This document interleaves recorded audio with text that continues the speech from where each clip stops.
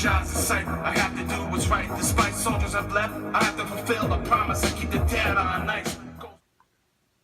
What's going on, Lyrical Justifier? What's up, Bo? We're here at Mindless Sound Records, Studio B. For sure. And we're just discussing, I guess, the music industry as it pertains to you. From what I'm told, you do a lot of your writing here. Mm-hmm. Between Brother Noise doing remixes here. Mm-hmm. And you writing a lot of lyrics, even listening to beats in here as they're being constructed and things of that nature. And also getting your game on, as we got some game systems here, large screen TV. We also have a smaller HD TV hooked up to a laptop and things like that. So a lot of artwork and some of the plaques from some of the previous albums you guys have released and worked on. Yeah. So anyway, my question to you today is, what advice would you give to young MCs out there who are learning their craft, learning to write, trying to find their voice, and, you know, trying to find out what they want to say, if anything?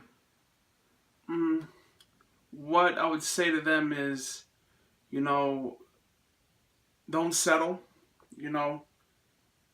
don't settle, in the case of that is, if someone comes to you and says, you should sound like this, instead of that, this is more popular than that right now, and you do that because you're settling, because it's popular, because it will get you signed or make you money, it's not really, worth it to do that. It's not really worth it. Like, it's like, what is it for a man to gain the world but lose his soul?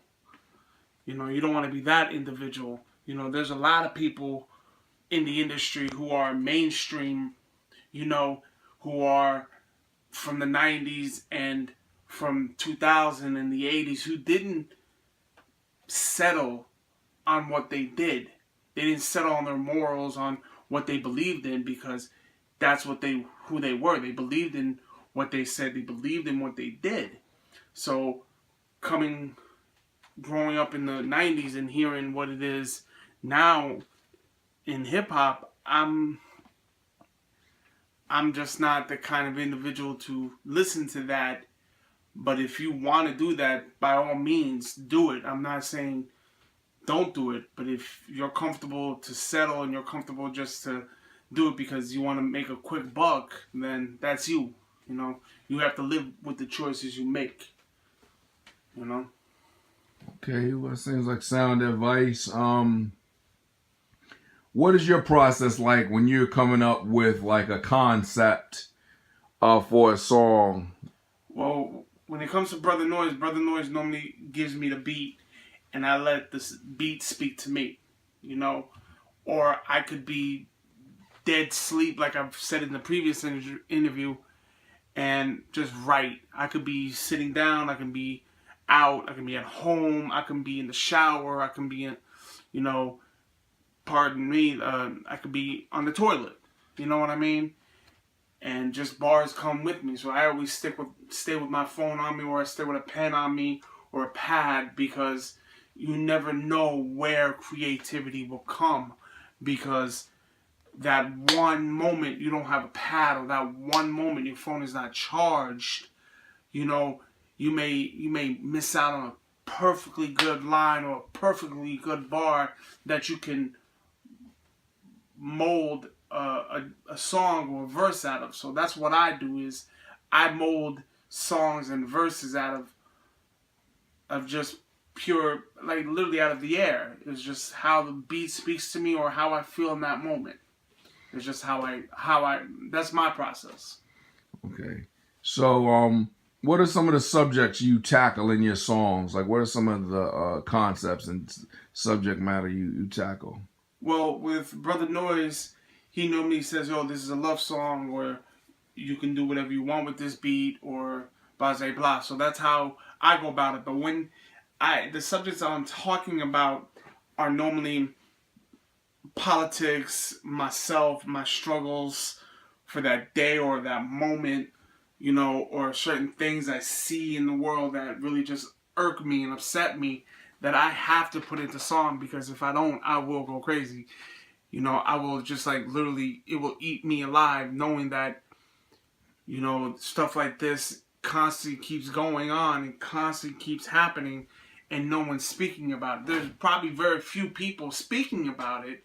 I haven't heard of it, but that's what I do, is just constantly speaking on what I see, what I feel, what I go through, or I have gone in my life. What are some specific examples of some of these things you're writing about? Well, I've been bullied as a child. I've been abused as a child, physically and psychologically, on both levels, from my parents and my peers.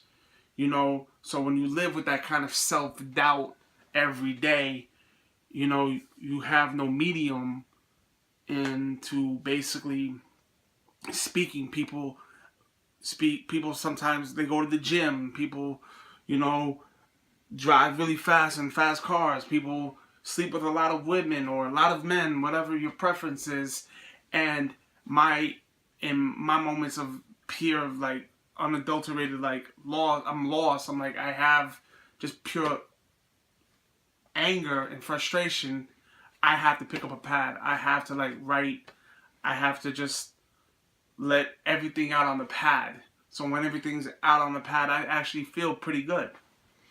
So basically talking about your life situations, your struggles, all those things. And Absolutely. It's basically just like a catharsis for you, like an outlet for your rage and your frustration and how you feel in life. That's yes, absolutely. Pretty dope. I mean, I think things to me would be more interesting artistically if more people spoke about their actual life and their actual interests and their struggles, as opposed to just some random fiction. You know what I'm saying? It's like, it's like you got enough of that in movies and Hollywood. I think, like, with MCs, you kind of want a little more, reality. I mean, not that somebody like Prince or Michael Jackson wouldn't, sing a song about something fictionalized or about something in terms of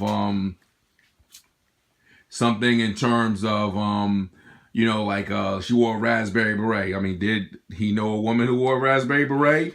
Did she, that's kind of, he had a little fictional song, Purple Rain. I mean, we all know there's not really been any Purple Rain we knew of, but it kind of seems like with hip hop, it's kind of more of a thing where the audience identifies like this is a real person who's talking about real situations, whether people are talking about like some crime they committed or whatever. It seems like it's portrayed that way. Yeah. And I think for youth, they kind of look at it more like, okay, this person is kind of guiding me, and they identify more in a realistic way. Like I was a big Prince fan myself. I wasn't necessarily gonna go out and, wear some high heels or something like that. But on the same token, I was influenced by Prince. So I did have long hair. I did have, the 2 earrings. I did, have like odd clothes and all that kind of stuff. So I think that, people are definitely influenced by the artists that they're around. And I think people have to be responsible with their messages. Do you feel as a lyricist that you need to be responsible with what you're saying? Or do you just kind of feel like you can say whatever you want? Oh, absolutely. I believe, there's power in words. You know what I mean?